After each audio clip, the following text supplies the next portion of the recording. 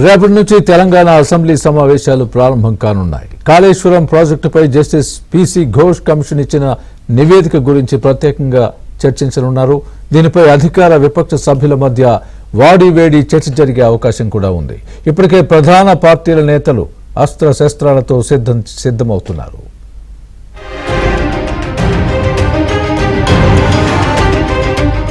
శనివారం నుంచి తెలంగాణ అసెంబ్లీ సమావేశాలు ప్రారంభం కానున్నాయి.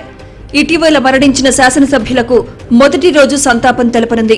ఆ తర్వాత బీఎస్సీ సమావేశం నిర్వహించి సభ ఎన్ని రోజులు నిర్వహించాలి, అజెండా ఏంటన్న నియమాలను ఖరారు చేయనున్నారు. మధ్యాహ్నం అసెంబ్లీ కమిటీ హాల్లో కేబినెట్ సమావేశాన్ని నిర్వహించనున్నారు. బీసీ రిజర్వేషన్ల అమలుపై వేసిన మంత్రుల కమిటీ ఇచ్చే నివేదికపై కేబినెట్ లో చర్చించి నిర్ణయం తీసుకోనున్నారు. సింగిల్ పాయింట్ అజెండాతో కేబినెట్ సమావేశం జరగనున్నట్లు సమాచారం. అసెంబ్లీలో కాళేశ్వరం కమిషన్ నివేదిక, విద్యుత్ కమిషన్ నివేదికలపై చర్చించాలని ప్రభుత్వం నిర్ణయం తీసుకుంది. బీఆర్ఎస్ ప్రభుత్వ హయాంలో జరిగిన అవినీతిని ప్రజలకు వివరించాలని భావిస్తోంది. ఇక బీసీ రిజర్వేషన్ల పెంపు అంశంపై కూడా సభలో చర్చ జరగనుంది. మంత్రుల కమిటీ ఇచ్చే నివేదికపై కేబినెట్లో చర్చించి నిర్ణయం తీసుకోవాలని ప్రభుత్వం నిర్ణయించింది. అసెంబ్లీలో కేబినెట్ నిర్ణయాలపై సీఎం రేవంత్ రెడ్డి ప్రకటన చేయనున్నారు.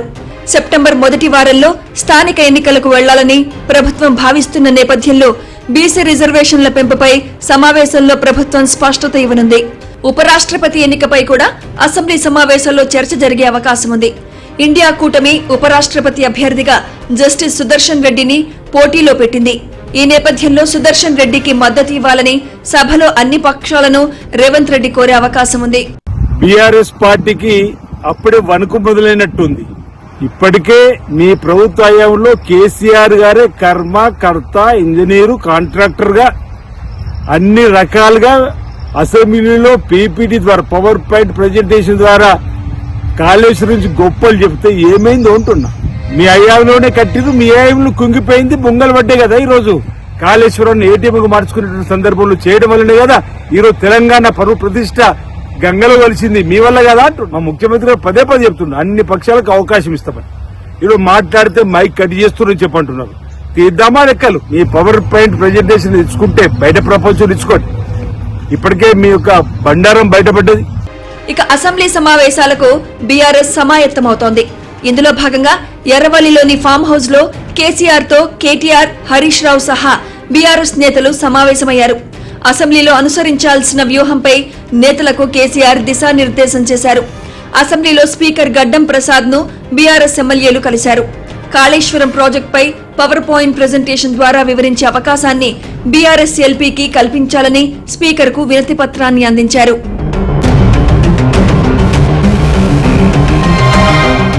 కాళేశ్వరం ప్రాజెక్టుపై ప్రభుత్వం అసత్య ప్రచారం చేస్తోందని బీఆర్ఎస్ ఎమ్మెల్యేలు ఆగ్రహం వ్యక్తం చేశారు.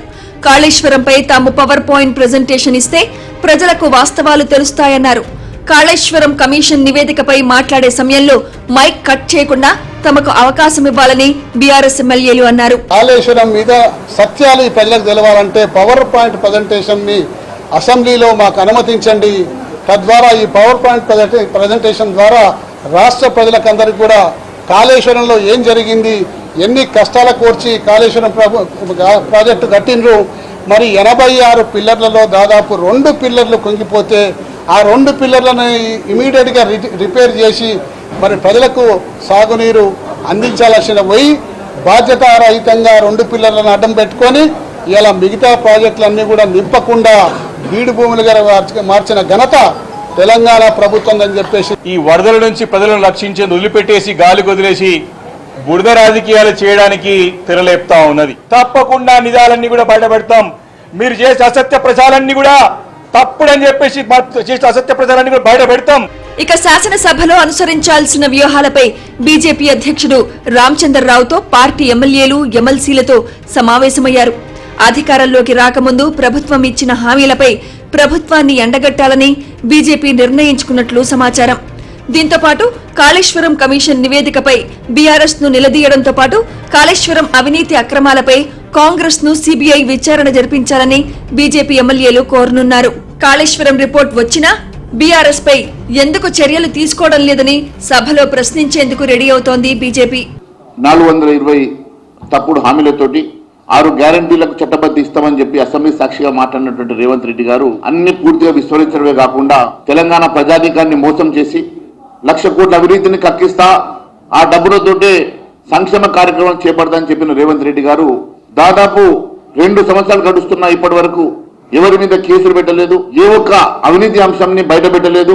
కాళేశ్వరాన్ని సమస్యను ఇంకా ముందుకు తీసుకెళ్లకుండా వాటి మీద సిట్ కానీ లేకుంటే సిబిఐ కానీ ఎంక్వైరీ పెట్టి మరి ఎందుకోసం అని చెప్పేసి వారి మీద లీగల్ యాక్షన్స్ తీసుకోవడం లేదు. మొత్తానికి కాళేశ్వరం, బీసీ రిజర్వేషన్లతో పాటు మిగతా అంశాలపై అసెంబ్లీ సమావేశాల్లో అధికార విపక్షాలకు మధ్య వాడివేడి చర్చ జరగనుంది.